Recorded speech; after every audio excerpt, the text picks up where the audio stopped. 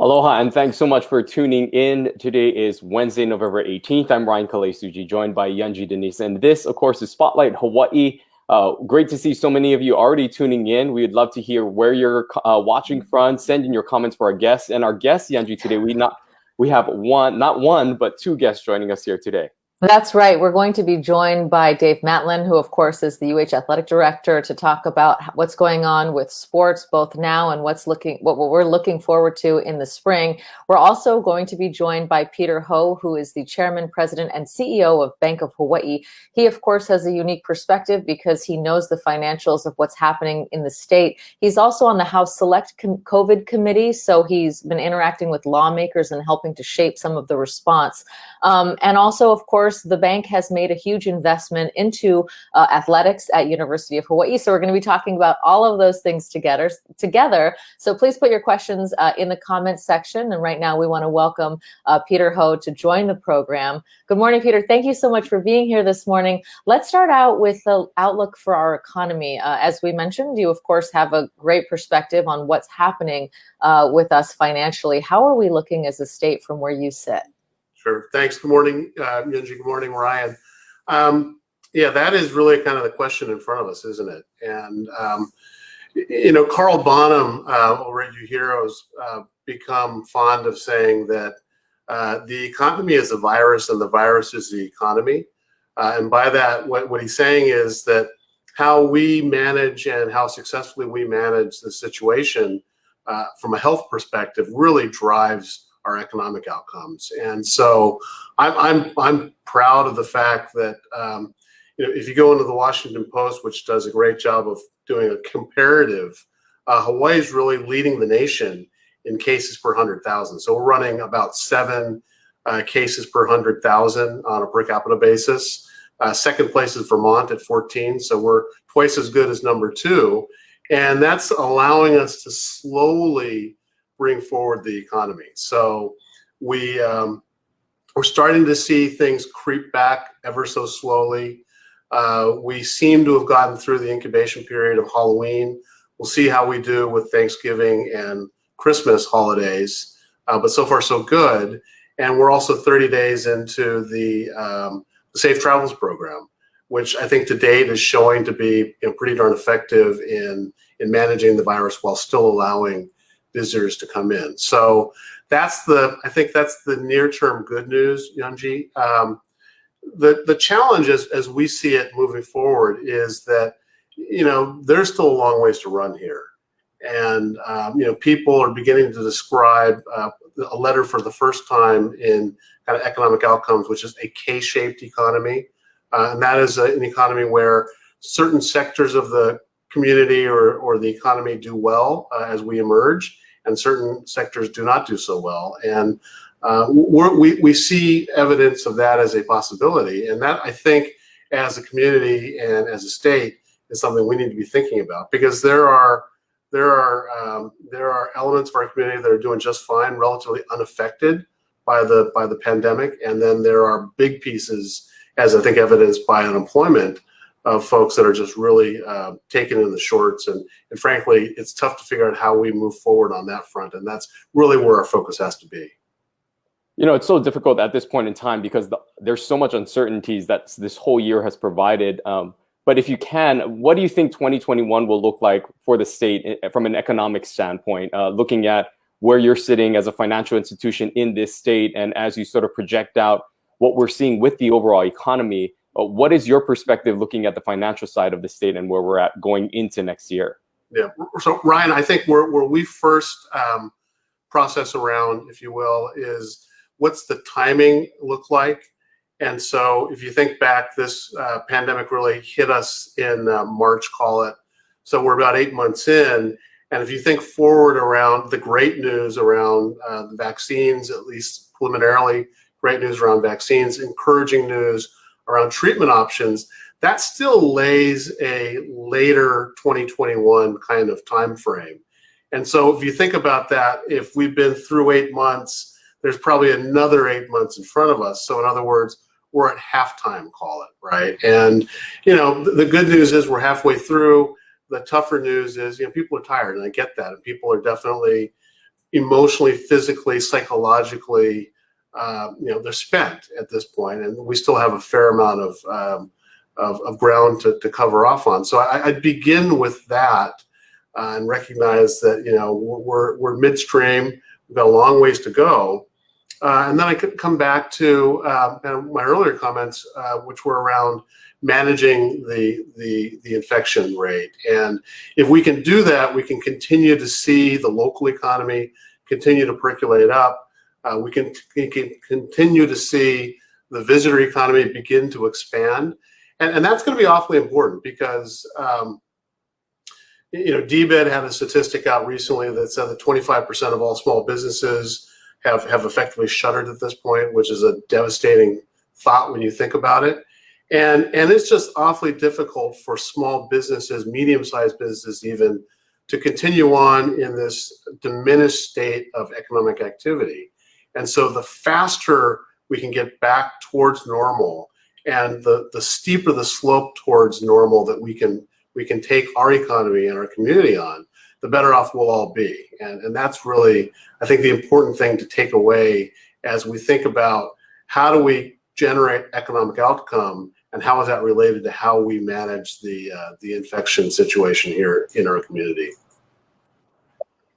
If we are indeed at halftime, then the work that the state is going to be doing is going to be critical. Can you tell us a little bit about your work with the House Select COVID Committee? And, I know session doesn't actually start until January, but what are some things that are being considered and being worked on from that committee's perspective? Yeah, so, Yunji, I think that, well, first of all, I think that Speaker Psyche was very thoughtful and, very much kind of seeing the future when he put the select committee together, because it's a organization of business, government, the not-for-profit sector, the community as a whole, and it's really been that combined effort that's gotten us, I think, to a pretty good outcome to date. We've got a lot of work to do. I think the state's done a great job in building up the Department of Health, which obviously is a critical thing for us to have gotten to. I think we're there, not that we're done, but we're definitely trending in the right direction. And we'll start to have to begin thinking about how do we support the state system with what's obviously going to be a diminished level of revenue into that entity. But think about, thankfully think about vaccine distribution. I mean, that's obviously going to be high on the DOH as well as the state's laundry list of things to get done. And then kind of back to the economy and how can we fast track whatever projects and just stimulus efforts available to kind of get us through this air pocket of economic activity, if you will. When we talk about getting back to some sense of normalcy, there is going to be a part of us that will have to evolve and change. And a lot of that just goes with the overall workforce and the workplace environment and what that looks like. There's still going to be people going into 2021 that may not be comfortable heading into work. For you and your institution at the Bank of Hawaii, how are you sort of adapting to that, knowing that some people would prefer to work from home? And how do you think that overall is going to impact the way in which the work environment looks for many in the state? Yeah, so and it's a great question, and a lot of discussion around that right now, Ryan. And we were very fortunate. We have thankfully we have the technology, and we've invested in those resources to enable us really day one. So by mid-March, we'd cut over to a work from home environment for those of our employees that can work from home. And as you know, we've got a pretty large branch network, and so a number of our employees have been working on site in a much different environment, for themselves as well. So a lot more social distancing considerations happening there. For those working from home, I guess the next question is, at what point do we go back to normal, and do we go back to normal? And I think that is very much a pregnant question out there. I mean, there's a lot of push around, maybe things never go back to the way they were. I'm a little lesser of that mind. I think that it's great that technology's allowed most businesses and most people to be able to safeguard themselves from their own home against this pandemic situation. I also think that people are people, and thankfully so. And we enjoy congregating. We enjoy the person-to-person interaction. And so I think what will happen is we swung wildly one way, and likely the new normal will be a pivot back to a certain extent. So we'll never quite go back to the way things were, but I think we'll also revert back from where we are right now. I want to get back to one statistic before we shift gears and talk about the arena, and that is that 25% of small businesses that you referenced. I'd imagine that a number of those are also customers of the bank. What sectors do you see as the most vulnerable in that 25%? What businesses are we losing right now? We tend to think of restaurants, but there have to be others. Who are you seeing as the most vulnerable? Yeah, Yunji, it's really. If you think about it, it's those businesses that were somewhat under fire going into COVID have been hit even more so through COVID. So in other words, COVID's a bit of an accelerator. So when you look at small restaurants, mom and pop restaurants, those margins were awfully tough pre-COVID. For lots of different reasons, national competitors and the like. And then when you go into an economic environment where you basically flush out, half to 2/3 of activity, obviously things get that much tougher. And so, the same can be said of retailers and what's been happening in the online environment.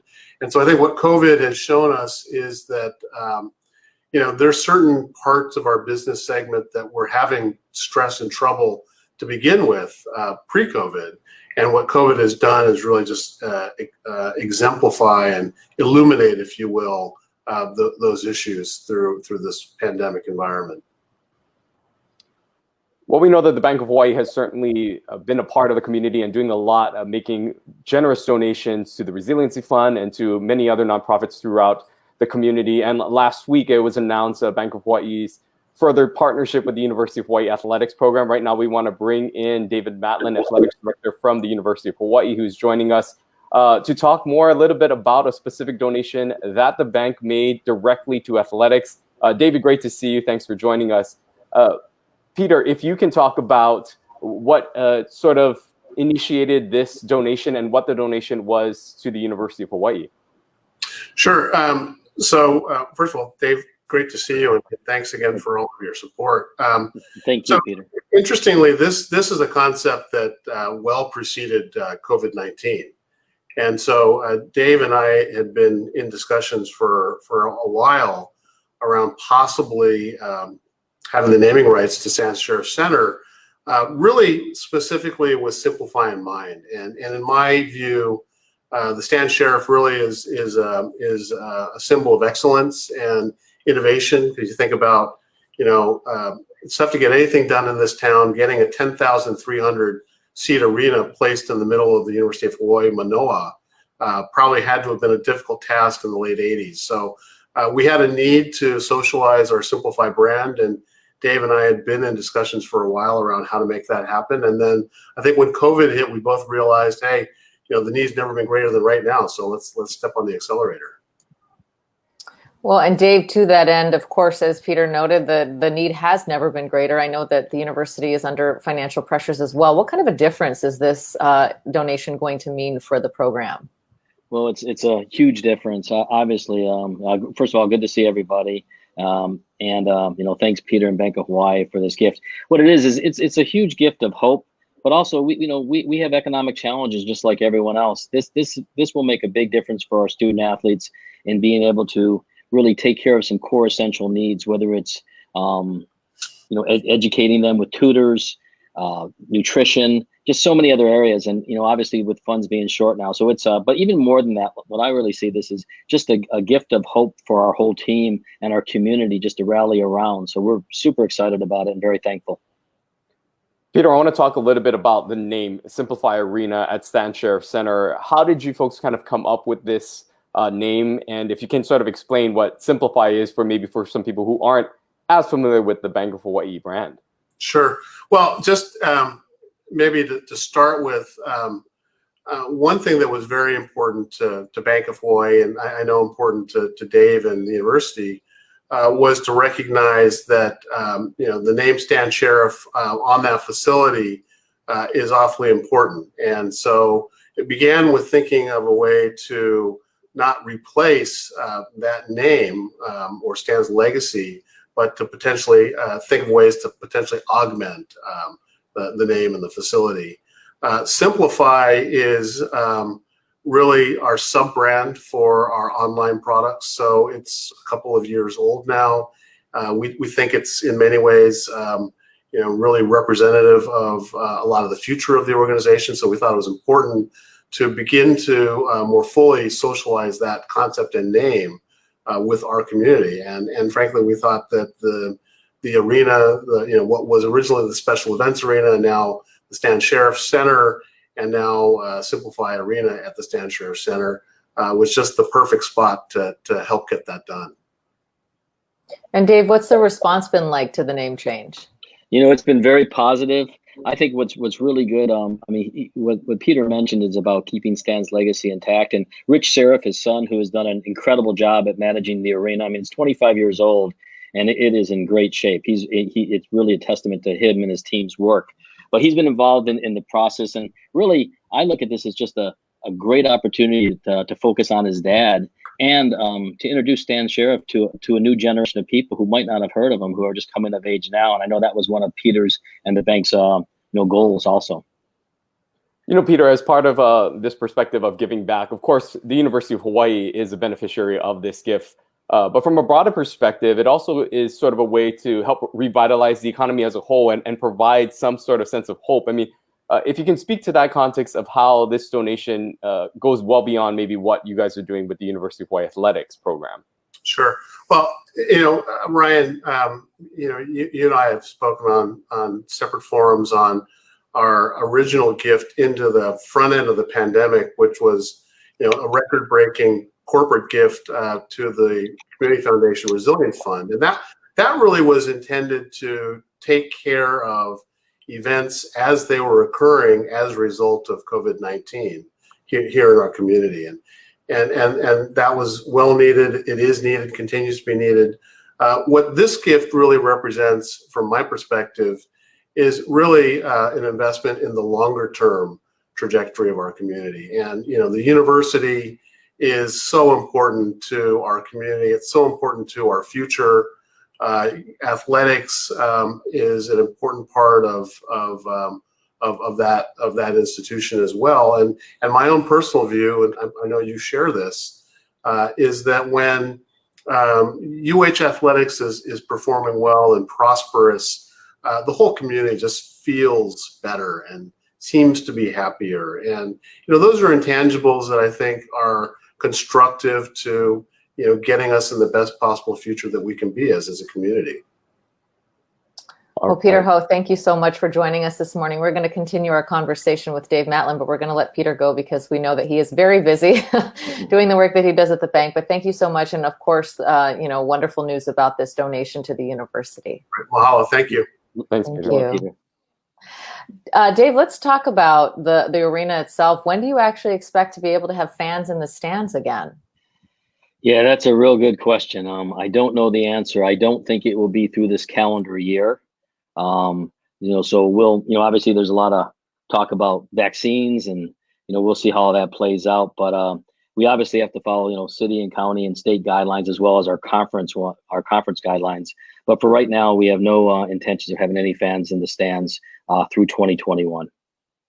When you think about that, that's just a huge part of just the overall revenue stream for the athletic department. Of course, we know that that's happening with football. That's currently happening now with fans not being allowed at Aloha Stadium now, going into spring with those sports as well. How is that impacting the overall budget of the athletic department, and how are you sort of managing? You guys were already working on a tight budget as is. Yeah. How do you facilitate and continue to manage the operations of athletics, knowing that you can't have that additional sense of revenue coming in? Yeah, well, it's obviously a big challenge. First off, gifts like Bank of Hawaii and what Peter did helps a lot going towards that. Also, so we look at other campaigns just to generate money. We have this Bows Together campaign that we just launched. But in the end, what we have to do is, when you reduce sport when we're having less competition. So that hurts you on the revenue side, but it also affects you on the expense side too, because if you're traveling less, you cut some costs down. So your net is negative to the bottom line, but not as much as people might think. But we have every week I meet with my associate athletic directors, and it's pretty much we look at what cost cutting can we do that doesn't hit our core mission for our student athletes, and what revenue generating opportunities are there. And we that's a weekly meeting, and we're going to obviously continue that throughout this. So it's just challenging. Obviously we were very fortunate when the Mountain West decided to pay for our testing, because testing can be very expensive. So that was something that we were concerned about from a expense side, but the Mountain West Reserve Fund actually covered that. So that was a big positive for us. Well, let's talk a little bit about the schedule. I mean, the cases on the mainland, Peter pointed out at the top of the program that we are in a very fortunate position with just 7 cases per 100,000. But when you look at states, California being one of them, and obviously you're playing teams there, what do the rising numbers on the mainland mean for the schedule? Is there any consideration to change any of the games that are on there? And what about other sports coming up in the spring? Yeah, well, as far as football, the good thing is we have 4 road games, and 3 of the 4 are done. So we have 1 game remaining in San Jose. You look at every week when I meet with the ADs in the conference office twice a week at a minimum. Right now, New Mexico has moved out of New Mexico, and they're playing their home games in UNLV. So in theory, if San Jose it was a problem when we have to go there in 3 weeks, we would look at alternatives, whether it be in Hawaii, because New Mexico actually played their home game at San Jose before they got the UNLV deal. So we're looking at different venue possibilities, hoping for the best, but preparing for other scenarios. As far as other sports, right now basketball is scheduled. The Big West schedule is 20 games, 10 home and 10 road. We've modified it to play Friday and Saturday instead of Thursday and Saturday, get people in and out, less travel.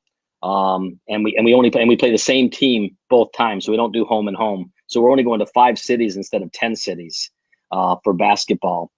Obviously there's a lot of protocols in place with all that. As far as volleyball and some other sports, the schedules are not determined yet, but there could be some challenges there, because you don't want everything going on at the same time. So you have to really be thoughtful in these schedules. Yeah, that was my next question.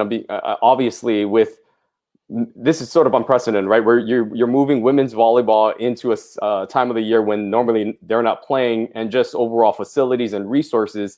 So if essentially you're having all your indoor sports with both men's and women's basketball and potentially men's and women's volleyball happening all at the same time, how do you manage that operationally and logistically with trainers and resources and facilities? That's going to be logistically a challenge, I imagine.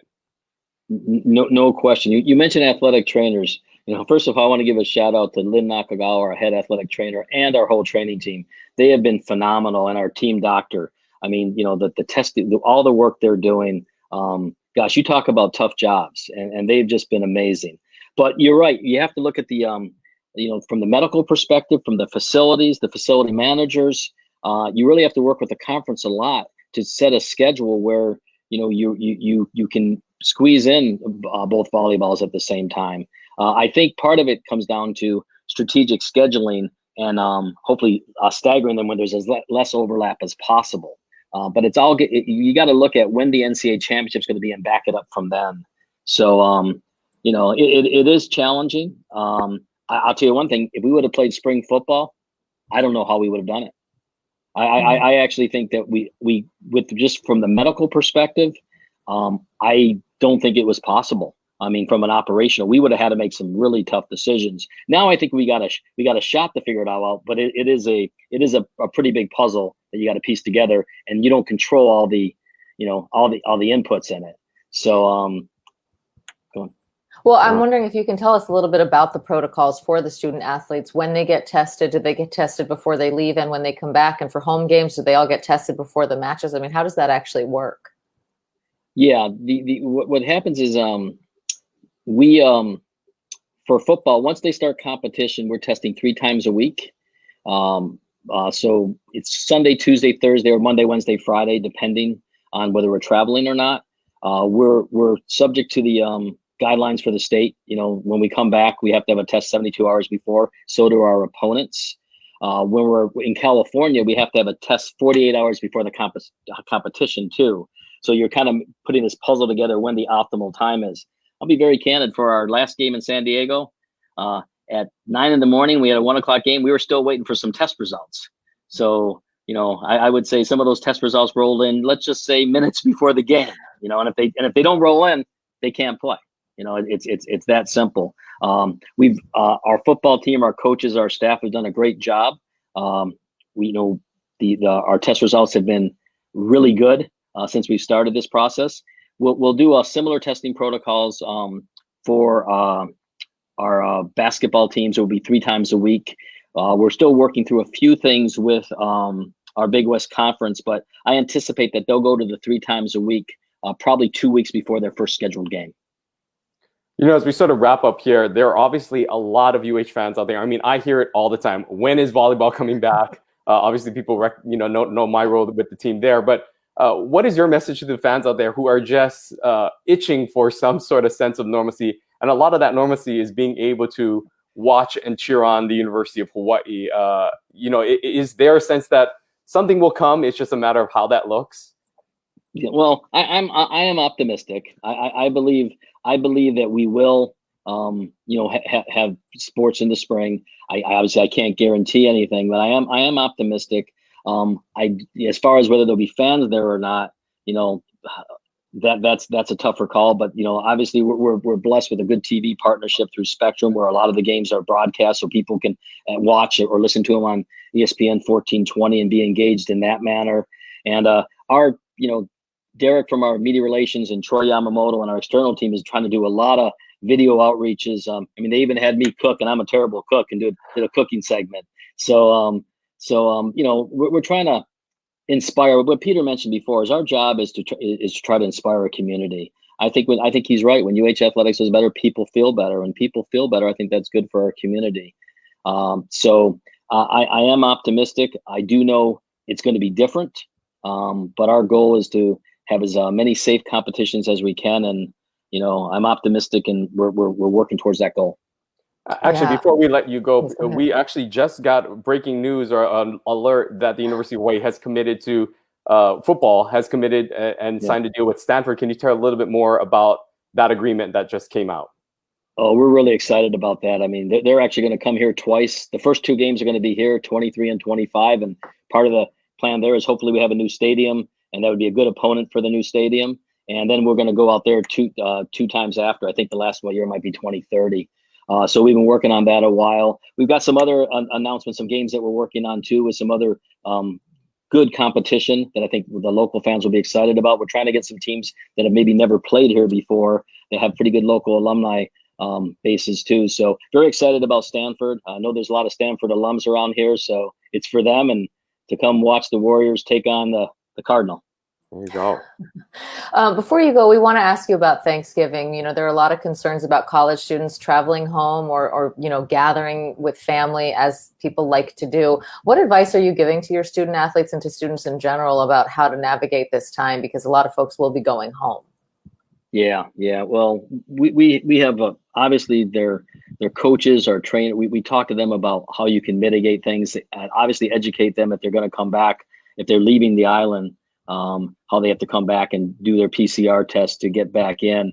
For our football team who is still playing, they won't be traveling because they're obviously in season, and probably depending on what the final, if we get any non-conference games for basketballs, it might be tough for those programs to travel. Some of them, it's possible that some of them will, but it's really just a lot of it's the mask, social distance, do the testing, wash your hands.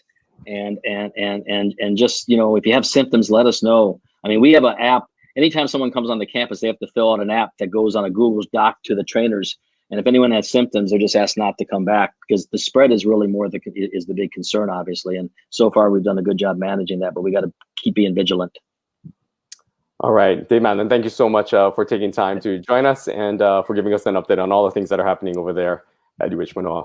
Thanks. Thank you. You guys be well. Thank you. Ryan, I like that inclusion of the late breaking news on Stanford. Yeah. You must have gotten that alert because I did not. And then all of a sudden.